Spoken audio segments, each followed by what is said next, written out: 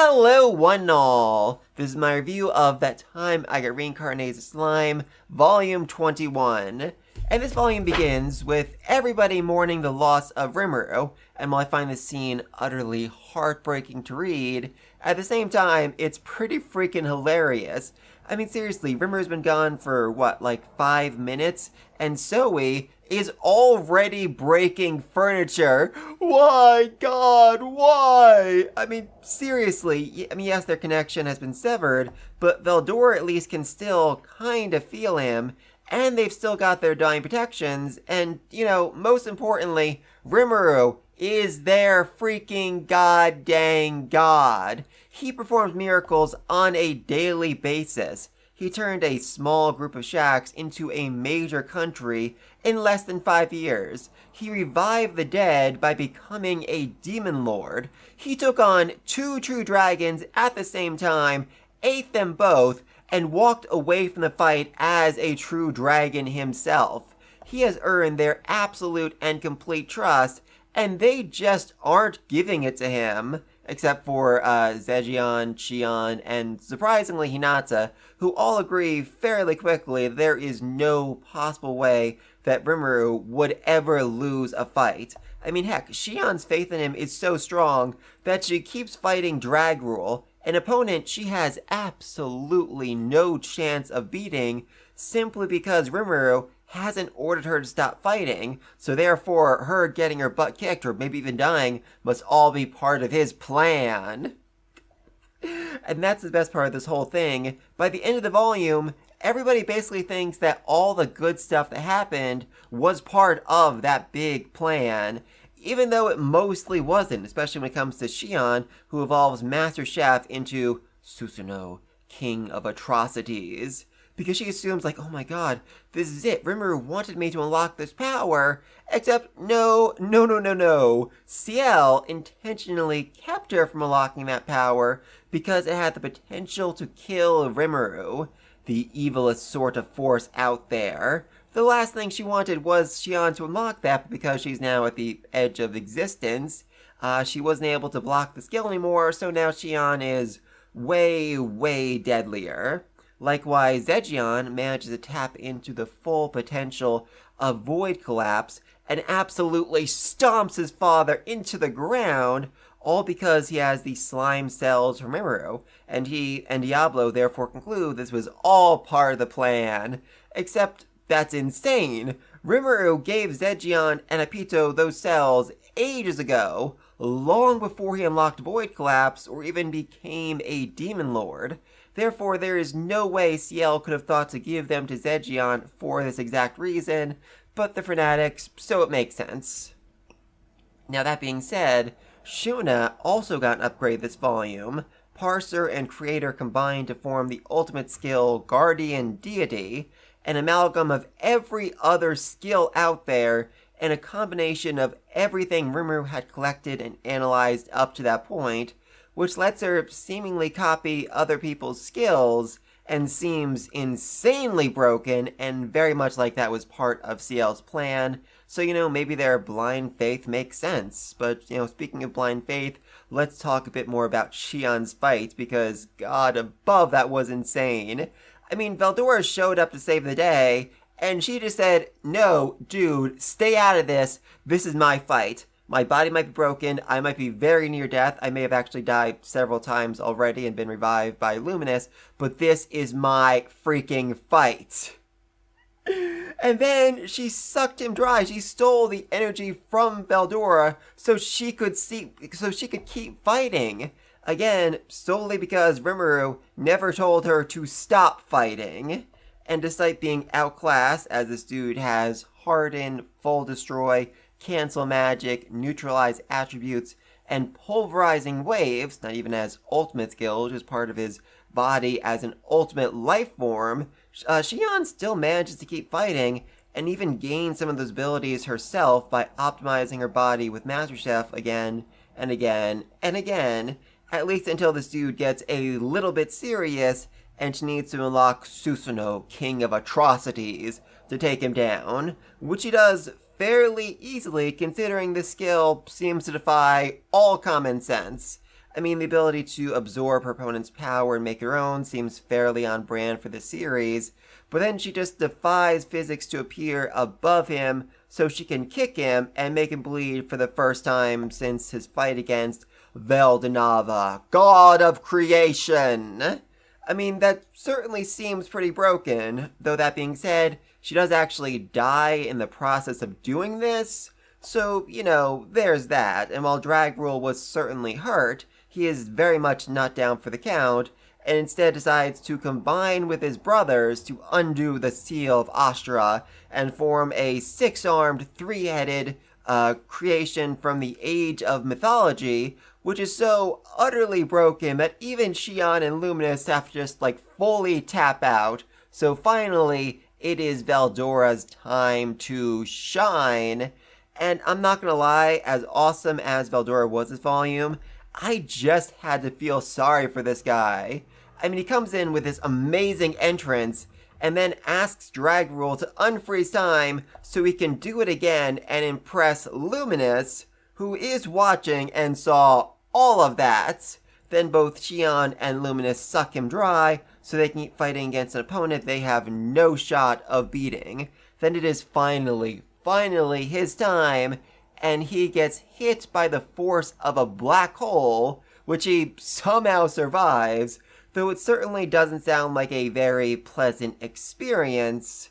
And then, it's not over yet, because Dragrule goes full-blown Super Saiyan and gets way stronger, all because good old Veldora had, to brag about him, about these cool secrets he learned from the Sacred Tomes, aka manga, which Dragrule apparently took seriously and trained with them and is now able to make himself, like I said, just way freaking stronger.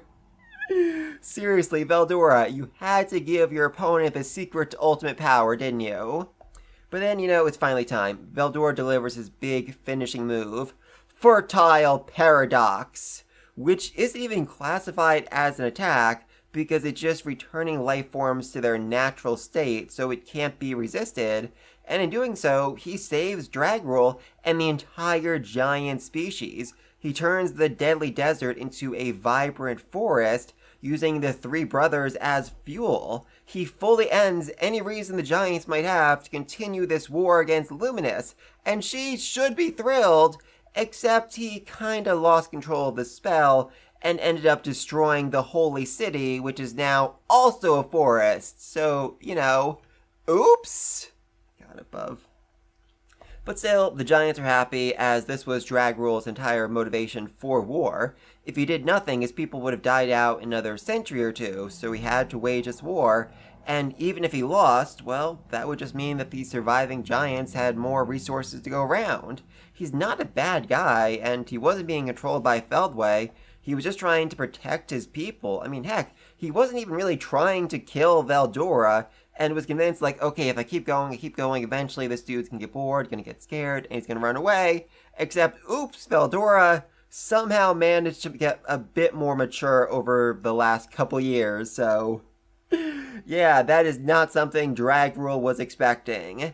Also, not something he was expecting was being betrayed by Feldway, who used this war as a chance to attack the Skypiea Tower, where most of his people live, and then open up a hole in reality. So yeah, this dude got played, and now the world needs to deal with 1,000 disaster-level enemies, each of whom is on the same level as freaking Charybdis, a threat that even the Dwarven Kingdom's secret Pegasus Knights could do nothing to stop, so that's a problem. And that's not even mentioning the whole, world-destroying dragon who just evolved into something even more terrifying than Guy realizes. So bad, very bad, all around. But thankfully, Luminous put all her points into charisma, as she then decides just to casually call up the entire world and basically say, hey, so people, I'm Luminous, I am your god, I'm real, surprise. I'm also a demon lord, double surprise. Oh, and by the way, the world, it's about to end, And somehow that works. Somehow, despite dropping those multiple bombshells in a row, everybody's on her side. People rush to join her in battle, and kings, instead of being selfish and hoarding the resources, send literally everything they have to face off against this massive threat. Amazing! I mean, that being said, though, I think a lot of that reaction probably came down to Masayuki, who, I mean, I said Luminous put all her points in charisma, but Masayuki is charisma manifested. I mean, don't get me wrong, I am a sucker for a good speech for battle, and this one was great. Seriously, Luminous did a fantastic job. If you fail to take action and then instead survive on the backs of all the champions who may die for you, then you will never be able to live proudly for the rest of your lives. To the strong and powerful, I offer you a truly attractive place to die. I invite you to dedicate your lives to us so we all grasp victory in the end. Let us all shout together, victory to us! Victory to our planet! Hype, absolutely freaking hype, and I love it. But Masayuki can brainwash basically anybody. And as soon as they saw him on the broadcast, all of humanity basically went, oh, we got this! Amazing. And you know, he is also a very valuable person to have on that battlefield, as his skill literally makes everyone around him way stronger, allowing them to even face off against people with ultimate skills without actually having one themselves. I'm pretty sure the author even said this was like one of the most powerful ultimate skills in all of existence. And, you know, he seems to realize that, as his words do imply that he wants to join this fight, because if the world is destroyed, he doesn't want to be alone. Yeah, this man is so confident in his skill that he fully believes that he will survive the destruction of the planet through sheer luck alone. Freaking amazing! Oh, and also the people are charmed by Ultima's overwhelming cuteness, so that certainly helps. Though I am very concerned about what kind of ego that's gonna give her. I don't know why, but I'm imagining a future where Ultima has her own streaming service and does like a weekly broadcast or something. Yes, please, please. I mean, they almost have television in Tempest. At the very least, remember I was talking about, showing broadcasts of popular fights throughout Tempest. So, yeah, you know, a streaming service could certainly make sense. Let's see what happens there. But anyway, though, then we get to the invasion of the labyrinth, and weirdly, I kind of felt bad for Vega throughout all of this. I mean, nobody took this dude seriously, even though his idea to absorb the labyrinth was kind of correct. I mean, he couldn't absorb it directly, but he could absorb the energy from it and take control of it, giving him a nearly limitless supply of power, and making him immortal. But even Romulus dismissed this possibility until, you know, he actually freaking did it, and then she started freaking out. And then, you know, basically everybody just took turns this entire volume kicking Vega's butt, despite him having an insanely high EP level, higher than, I believe, any of his opponents. Unfortunately, though, this dude is just like a very bad fighter who didn't really know what to do with all that insane power he now had. And then, you know, things end with him in a dimensional rift, fully devoid of anything and incapable of dying, swallowed in his own foolishness, unable to even end it all. He would be alone forever and ever and ever. And while that does seem like a fitting end for such a monster, I don't really understand why. I mean, Mind's sacrifice kind of felt unnecessary to me. I mean, yeah, sure, it was sad, but did she really need to do that? Was there no other way to keep Vega from absorbing her powers and being able to escape? Because, I mean, as a result of this, they failed to kill Vega, and while it does seem like he's trapped in complete and utter nothingness, the dude has literally an infinite amount of time and energy to figure out a way out of all this, or just build a whole new world and become the god of that. I don't know. I mean, heck, there's even an insane possibility that there's some sort of time shenanigans going on here, and Vega is in fact the world destroyer dragon. I mean, that would admittedly be a really fun twist, and I kind of hope that's the case. Seriously, imagine if Mai was the one who accidentally, you know, created the world destroying dragon because she set she sent Vega into this void of space where he had just time to go crazier and crazier and more twisted until he just wants to destroy entire worlds. Honestly, it does make sense. That would absolutely make sense. But anyway, though, speaking of sympathy I have for Vega, I will admit I don't have a lot of that for Dino. I mean, I was certainly surprised to find out that this dude was like the right-hand man of Veldanava and the greatest swordsman who has ever lived, but that also makes everything he's gone through this volume kinda silly. I mean, yeah, he was trying to buy time by repeatedly getting tortured and killed in that little tournament, but if the dude had put in any effort, he wouldn't have had to suffer. Or he could have, just given a genuine apology much earlier than he did.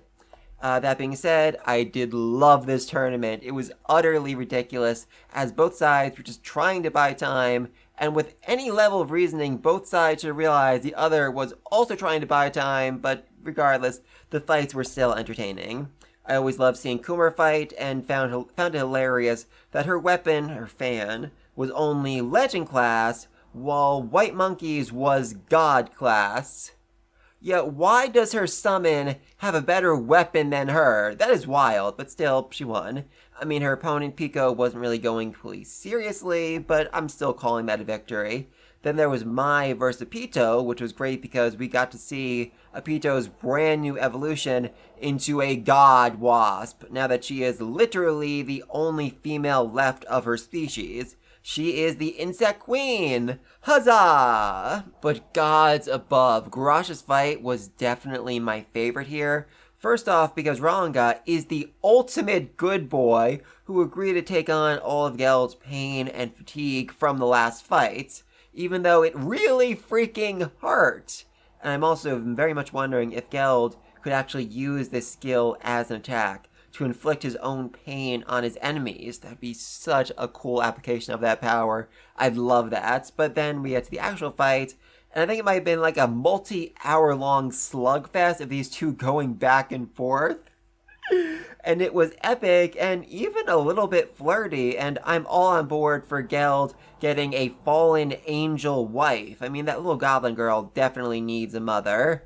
But in the end, Geld won because this dude never skips a training day and regularly fights those at his level or stronger, while she very much did not. And he ends things by eating her shield, which makes his own way stronger. Good for him. He needed an upgrade. But anyway, though, then Dino gets killed a bunch of times in increasingly painful ways.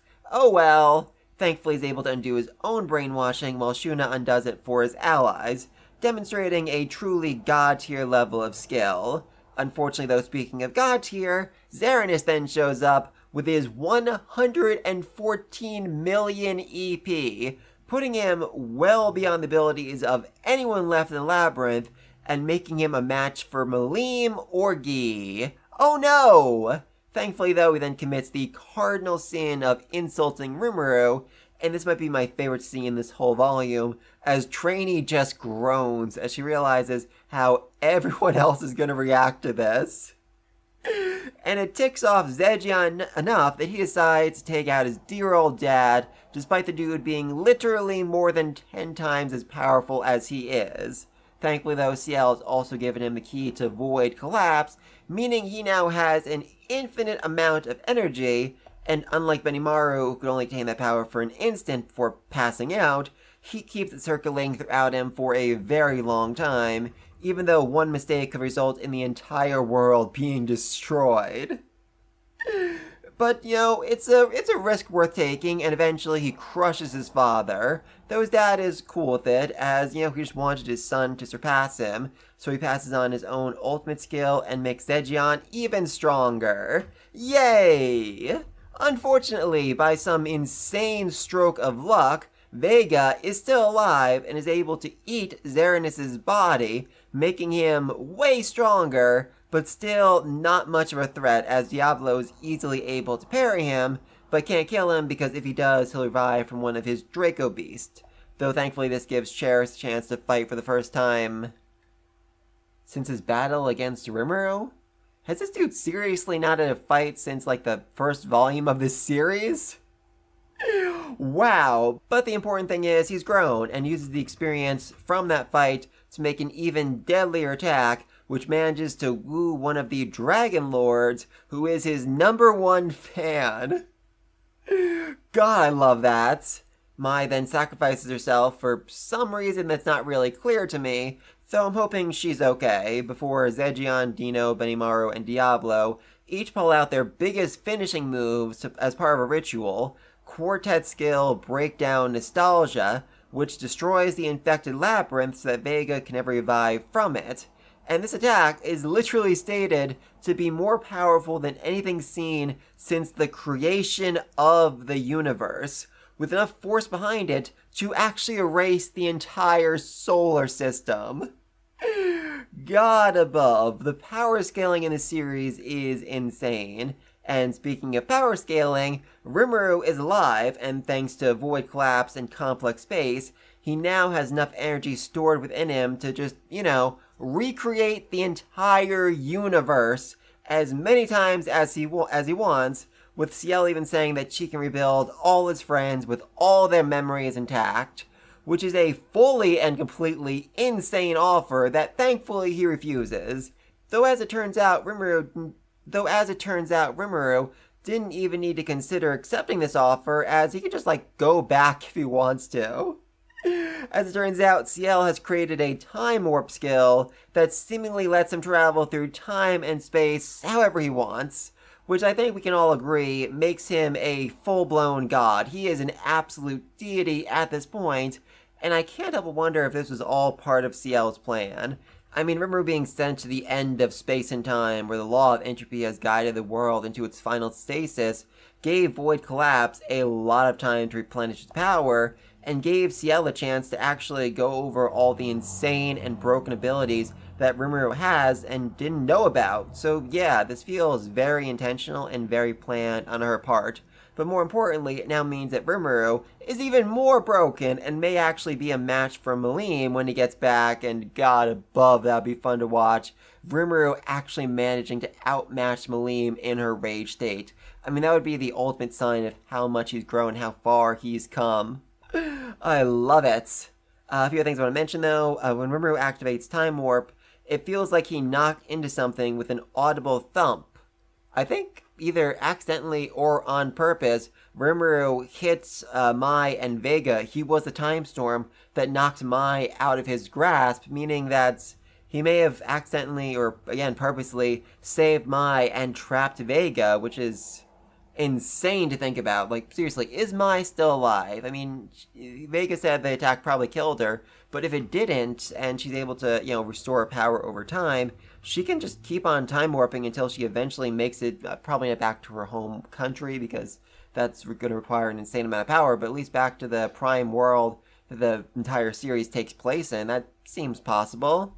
Anyway, though, then during the ultimate slugfest between Veldora and Dragrule, Luminous goes to Giants. They're like, hey, you want to just work together so we don't get killed by the shockwaves coming from these idiots punching each other? And they all agree. Huzzah! Also, apparently, the Fertile Paradox turned Aldemon and his entire army of undead into living creatures, which... okay, what does that mean? Seriously, where do these undead come from? Are they back to being the people they were before they died? That is some insane implications, especially because, you did revive all of the dead giants who died in the war, so I guess those giants are just back to life again. Good for them. But Aldemon's alive. I'm not sure what to think about that. And also, his castle was apparently destroyed while they were isolating the labyrinth, so it's been a very complicated day for this man.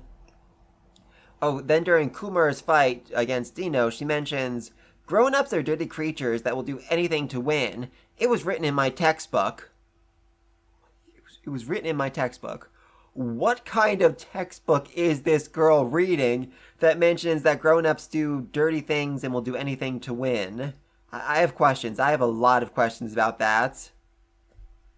We also learned that after Veldanava died, Dino basically pulled Malim and went on a massive rampage, destroying rich and powerful nations in the most cruel and pitiless manner imaginable, and almost destroy the entire world. This man has had a very, very strange life. I know we always complain about him just like lazing around, not doing anything, but that might be for the best, because when he's active, he is a terrifying, terrifying threat. Anyway, though, after all that happened, he watched Malim go into a rage, and apparently helped stop that rampage. So Dino also played a role in saving the world from Malim. That is insane. And he's been keeping an eye on her from the shadows ever since, making sure that she doesn't rampage again. In fact, oh god, I love this detail so much. Back during the Walpurgis Council, when Clayman slaps Malim across the face, Dino opens an eye. Dino takes notice here because he knows that if she loses control, if she goes on a rampage again, it's his job to stop her. God above, the implications there, the foreshadowing all those volumes ago is amazing, and I absolutely freaking love it. Oh, and also, speaking of Dino, in his true form, he has 6 pairs of black and white wings and twin swords in his hands, forged from the core of a star, one of which is holy and one of which is demonic, Excalibur and Caliburn. That is so absolutely nerdy, and I love it. And again, Dino is cool. Dino is insanely broken. He just didn't feel like doing anything for literally 99% of this series. Oh, Dino, you're wild. But let me know about all this down below. What do you think of this volume? How did you feel about everybody having to fight, mostly without Rimuru backing them up? And what's going to happen now that Rimuru is coming back to this actual battle way more broken than he was before? I mean, I don't think we're going to see it right away. I think like the first couple chapters of next volume are going to be like everybody gathering at the Sky Tower, whatever, and facing off against this army of disaster class enemies, seeing what they can do. I mean, I would love a chapter that's just, Masayuki boosting everyone's strength so that even regular champions can take on a foe as strong as Charybdis. That would be amazing. And then, just as things started turning bad, as the World Destroyer Dragon showed up, or Liam showed up, or whatever showed up, then, Rimuru would pop in and be like, "Hi guys, I'm back, and I'm way more broken," and he'd kick everybody's butts. Huzzah! I mean, in the afterword, the author did say, like, oh, next volume's gonna be the last volume, but he also said, okay, maybe it's not gonna be the last volume, because, maybe there's a lot more I need to write, so maybe I'll make it into 2 volumes. Which seems way more likely. I mean, let's not forget, we still have, the 1,000 disaster class enemies, with the World Destroyer Dragon himself, Velzard, who's still possessed, kind of, Malim, who's still possessed, Feldway. I mean, Feldway did throw Rimuru into the future because he was afraid of him and, thought he could actually lose against him. So I don't think Rimuru is going to have too much trouble defeating Feldway now, but at the same time, I don't think there's anyone else who could really be a match against him, who could really defeat him. I mean, Diablo facing off against him would be hilarious. I'd love to see that, because they had that encounter a while back during the, invasion by the Empire, where they both decided, like, I could fight you, but I can't actually kill you, so I'm not going to bother. So them meeting again, them having a rematch, that would be fantastic. I'd love to see that, but please, let me think all this down below, and until next time, peace!